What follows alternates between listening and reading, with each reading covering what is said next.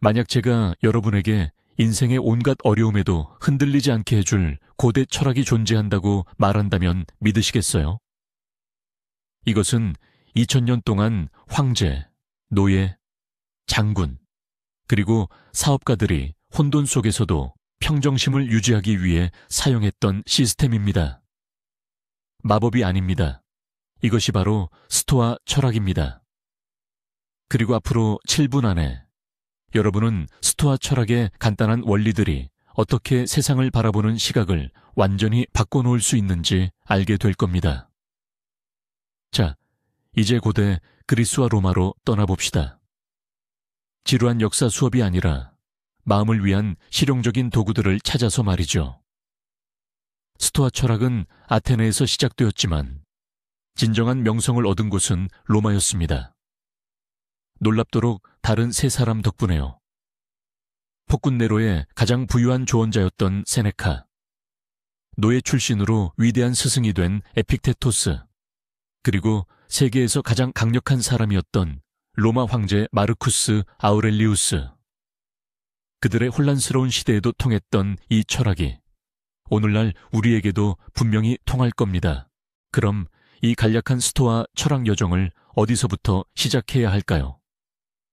모든 것의 근간이 되는 핵심 아이디어부터입니다. 아마도 이것이 스토아 철학자들이 사용했던 가장 강력하면서도 동시에 가장 단순한 도구일 겁니다.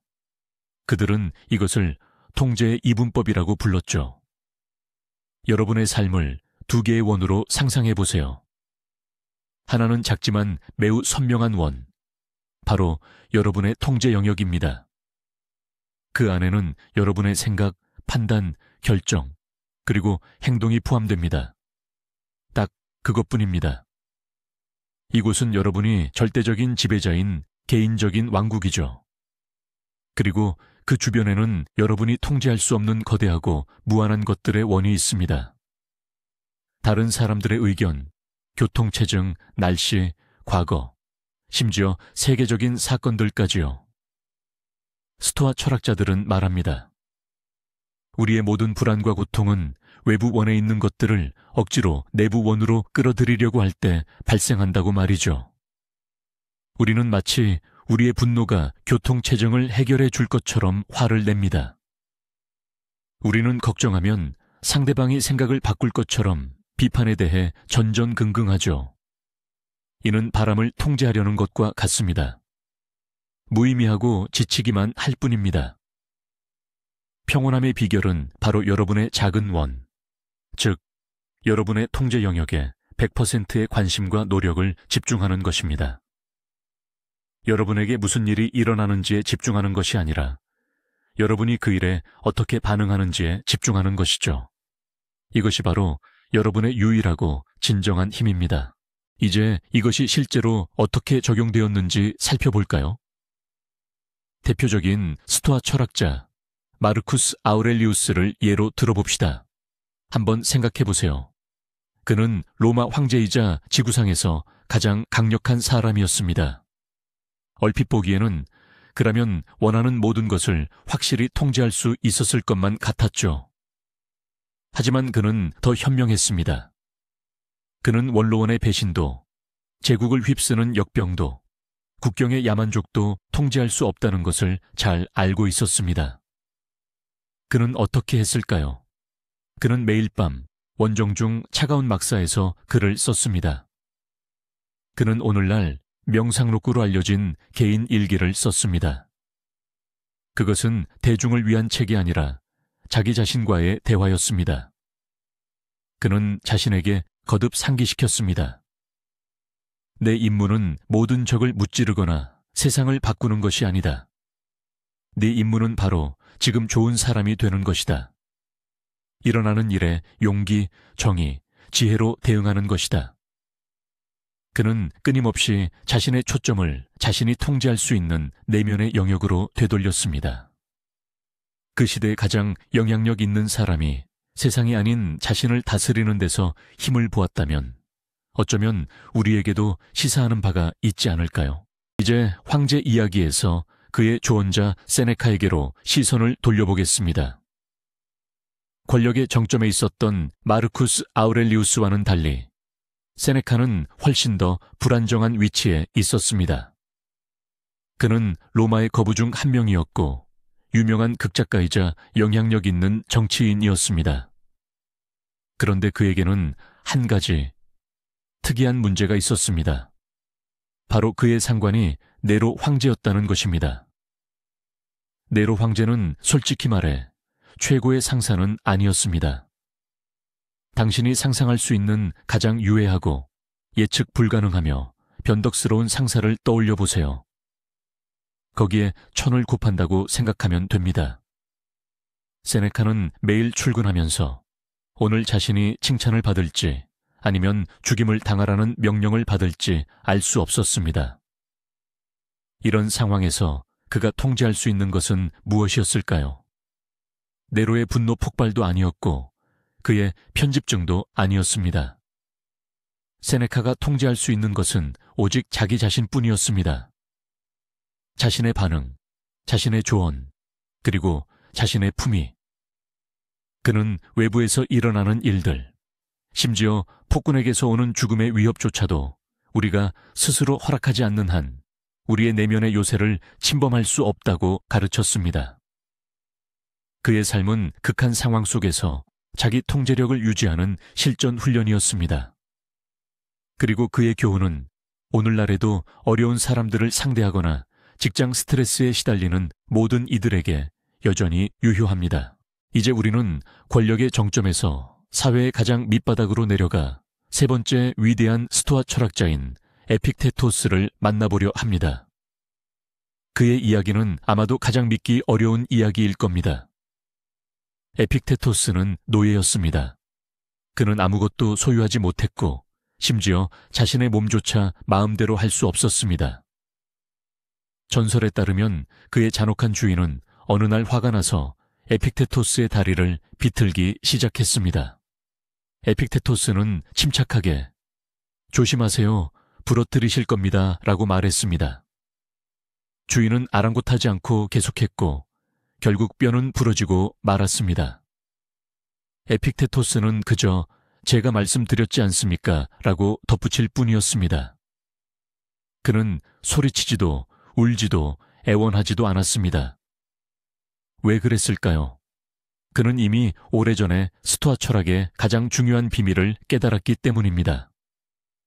그의 몸은 쇠사슬에 묶일 수 있었고 다리는 부러질 수 있었으며 팔리거나 살해당할 수도 있었습니다.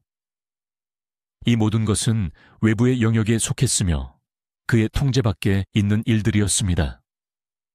하지만 그의 이성, 그의 판단, 그리고 그의 선택은 완벽하게 자유로웠습니다.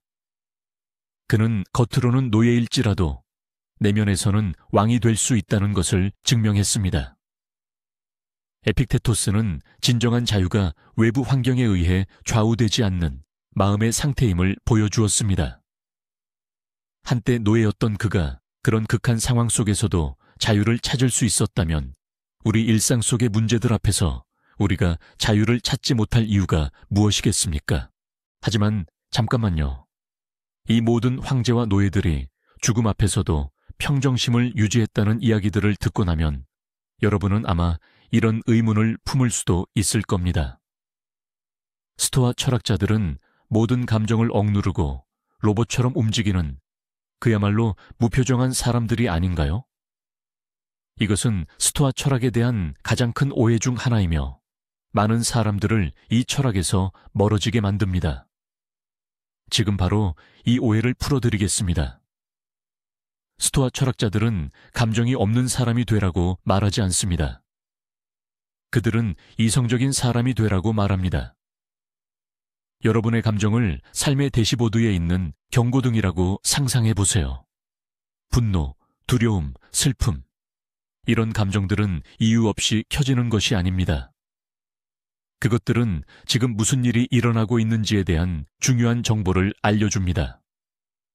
보통 사람들은 분노라는 경고등이 켜지면 곧바로 엑셀을 밟고 소리부터 지르기 시작합니다. 하지만 스토아 철학자는 이 경고등을 보면 스스로에게 이렇게 말합니다. 잠깐, 진정해.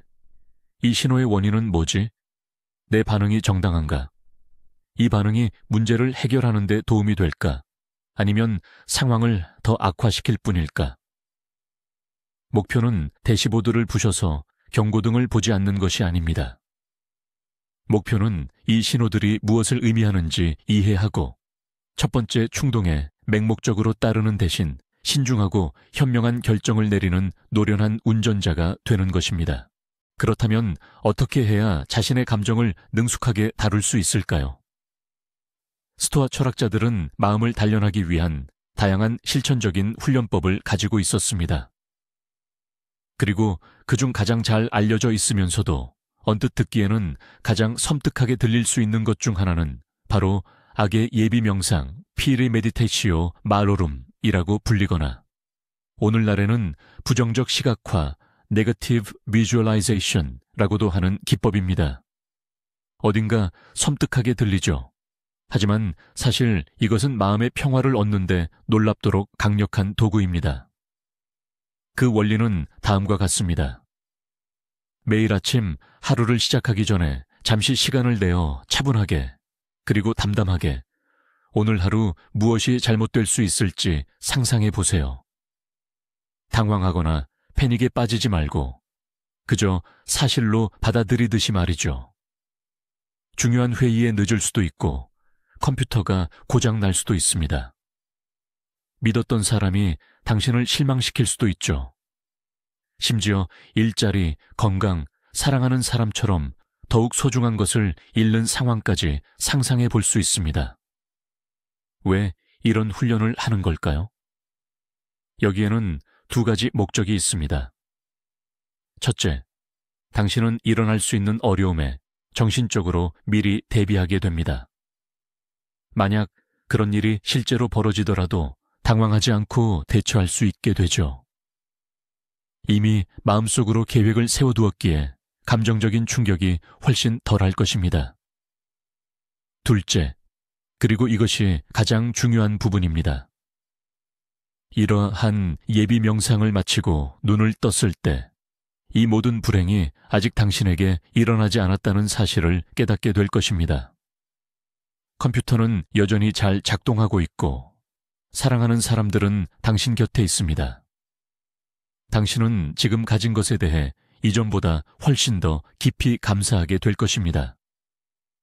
이것은 스트레스에 대한 강력한 예방접종이자 자만심을 경계하는 훌륭한 약이 됩니다. 이전 연습이 조금 어렵게 느껴졌다면 다음 운동은 그 반대로 가벼움과 함께 새로운 시야를 선사할 겁니다. 이것은 위에서 내려다보기라는 이름의 유도 명상입니다. 제국을 다스리는 막중한 책임감을 이겨내기 위해 마르쿠스 아우렐리우스 황제조차 실천했던 방법이죠. 지금 당장 마음속으로 이 명상을 시작해 보세요. 의자에서 몸이 떨어져 하늘로 솟아오른다고 상상해 보세요. 방이 보이고 집이 보이고 도시가 보입니다. 모든 것이 점점 작아집니다. 더 높이 올라가면 지도에 한 조각처럼 보이는 내 나라가 보이고 이윽고 조용한 어둠 속에 떠있는 작고 푸른 흰색 구슬 같은 지구 전체가 보입니다. 하지만 여기서 멈추지 마세요. 계속 날아올라 달과 화성을 지나 우리 태양계 밖으로 벗어나세요. 은하수가 수십억 개의 다른 은하들 사이에서 빛나는 나선형으로 보일 때까지 말이죠. 자, 이제 이 아찔한 높이에서 당신의 문제에 대해 생각해 보세요. 당신을 괴롭히던 그 논쟁에 대해, 스트레스를 주던 직장 문제에 대해 그들은 어떻게 되었나요? 사라졌습니다. 너무나 미시적이어서 아예 보이지 않게 되었죠. 이 운동은 문제로부터 도피하는 방법이 아닙니다. 문제의 진정한 규모를 깨닫는 방법입니다. 즉각적으로 자기중심적 사고에서 벗어나게 해주고 우리의 대부분의 걱정이 광활한 우주 속 아주 작은 행성에서의 찻잔 속의 태풍에 불과하다는 것을 상기시켜 줍니다. 좋습니다.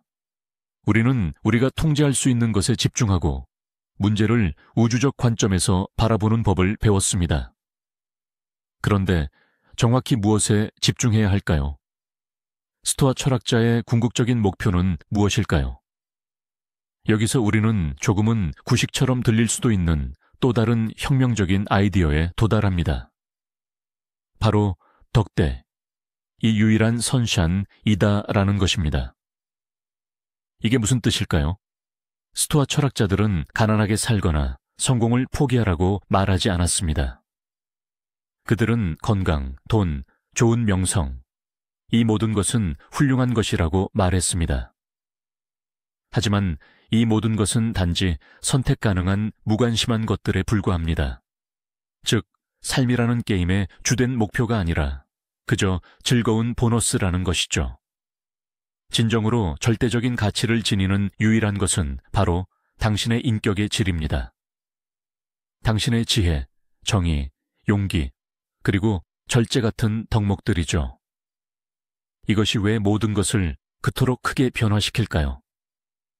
왜냐하면 이것이 당신의 자존감을 당신이 완전히 통제할 수 있는 영역으로 옮겨놓기 때문입니다. 당신의 프로젝트가 실패했나요? 하지만 정직하게 최선을 다했나요? 그렇다면 스토아 철학자의 관점에서 당신은 성공한 것입니다.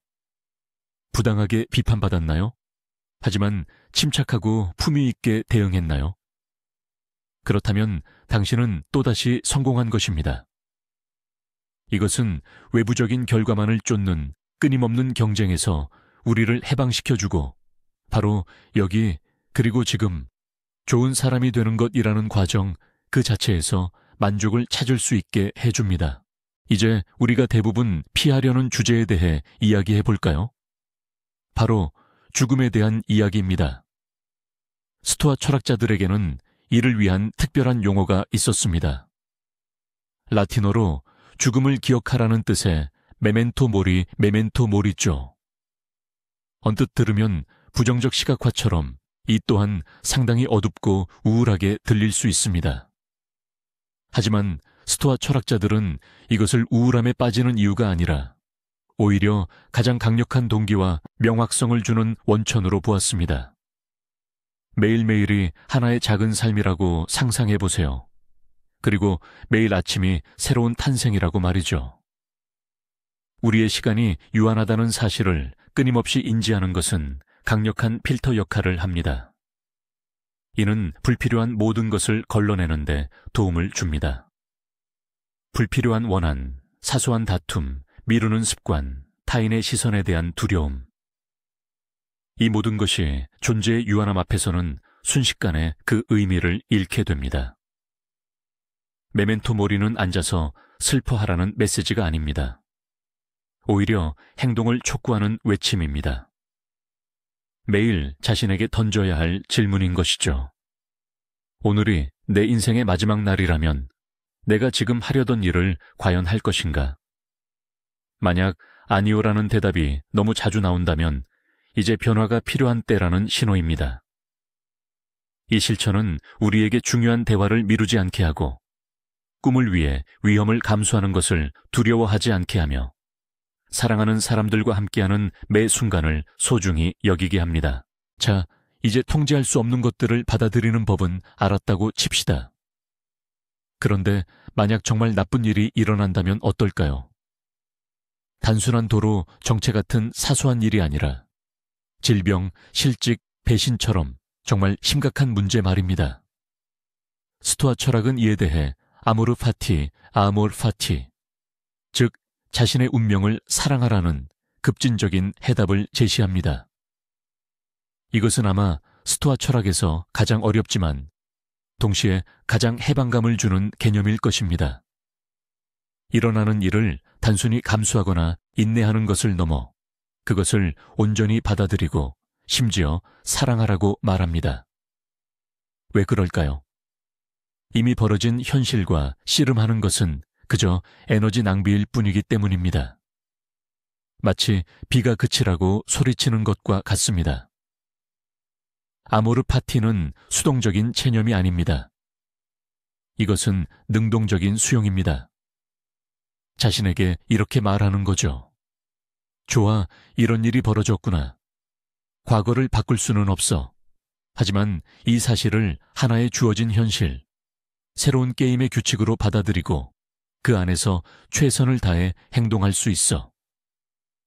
이는 우리가 상황의 희생자가 아니라 우리 반응의 주체적인 설계자가 되도록 만듭니다. 세네카는 불이 금을 단련하듯이 불행은 강한 사람들을 단련한다고 말했습니다. 아모르 파티는 어떤 사건이든, 심지어 가장 비극적인 일조차도 저주가 아닌 우리 내면의 가장 좋은 자질을 발휘할 기회로 보겠다는 결단입니다. 아모르 파티, 아몰 파티라는 개념은 우리를 스토아 철학자들의 가장 유명한 명언 중 하나, 특히 마르쿠스 아우렐리우스가 아꼈던 장애물 자체가 길이다 라는 문구로 자연스럽게 이끌어줍니다. 현대 사회에서는 라이언 홀리데이가 자신의 동명저서에서 이 아이디어를 널리 알렸죠. 이것이 무엇을 의미할까요? 그것은 우리가 마주하는 어떤 문제든, 어떤 장벽이든, 어떤 어려움이든 우리 길을 가로막는 방해물이 아니라는 뜻입니다. 오히려 그것 자체가 바로 길이라는 것이죠. 헬스장에서 운동한다고 상상해 보세요. 바벨이 무겁다고 불평하지는 않으시죠? 바벨의 무게 자체가 여러분을 더 강하게 만드는 것입니다. 삶에서도 마찬가지입니다. 까다로운 고객은 문제가 아니라 여러분의 인내심과 협상 기술을 단련시켜주는 훈련 장치입니다. 프로젝트에서 예상치 못한 실수가 발생했다고요. 그것은 재앙이 아니라 비정형적인 문제를 해결하는 법을 배우고 더 세심해질 소중한 기회입니다. 이러한 관점으로 세상을 바라보기 시작하면 여러분의 현실 전체가 바뀝니다. 문제는 더 이상 스트레스의 근원이 아니라 성장의 동력이 됩니다. 모든 장애물은 여러분을 더 높은 곳으로 이끄는 디딤돌로 변모합니다. 그리고 여러분은 어려움을 단순히 극복하는 것을 넘어 오히려 적극적으로 그것들을 찾아 나서게 될 것입니다. 왜냐하면 바로 그것들이 여러분을 더 나은, 더 현명한, 더 강한 존재로 만든다는 것을 깨닫기 때문입니다.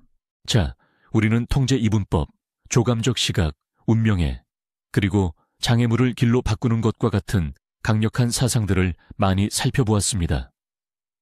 하지만 이 모든 이론을 어떻게 매일의 실천으로 바꿀 수 있을까요?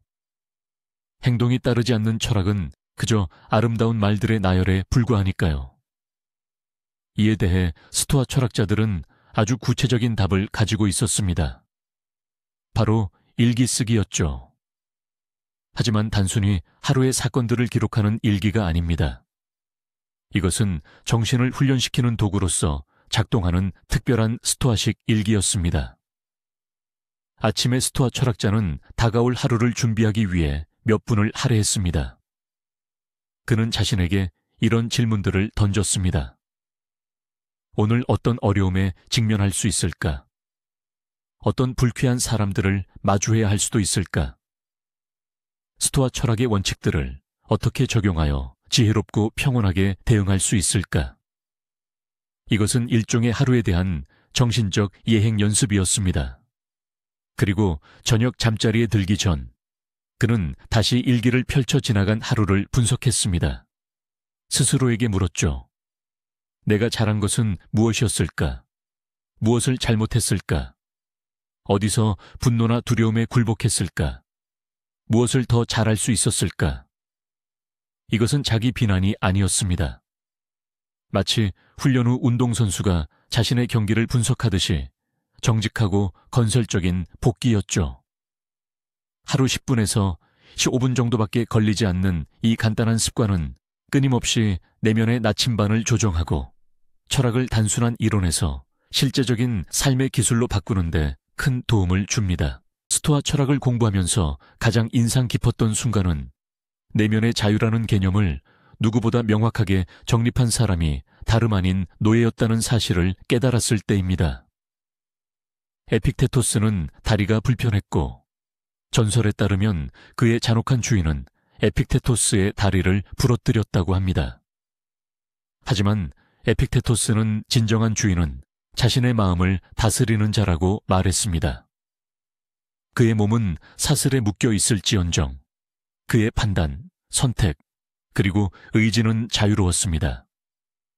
반면에 모든 권력을 가졌던 그의 주인은 분노, 두려움, 욕망의 노예였습니다. 정말 놀라운 반전이죠. 노예를 주인보다 더 자유롭게 만드는 철학이라니요. 스토아 철학은 무표정한 얼굴이나 감정을 억누르는 것을 의미하지 않습니다. 오히려 어떤 상황에서도 평온함과 명료함을 유지하게 해주는 정신의 운영 체제와 같습니다. 우리가 바꿀 수 있는 것과 바꿀 수 없는 것을 구별하고 모든 장애물 속에서 기회를 찾도록 가르칩니다. 내면의 강인함과 진정한 자유를 향한 길인 셈이죠. 영상을 끝까지 시청해 주셔서 감사합니다. 오늘 나눈 이야기들이 도움이 되셨다면 좋아요를 눌러주시고 새로운 영상들을 놓치지 않도록 채널을 구독해 주세요. 자, 이제 여러분께 질문입니다. 지금 여러분의 삶에 가장 관련성이 높다고 느껴지는 스토아 철학의 원칙은 무엇인가요? 댓글로 남겨주시면 정말 흥미로울 것 같습니다.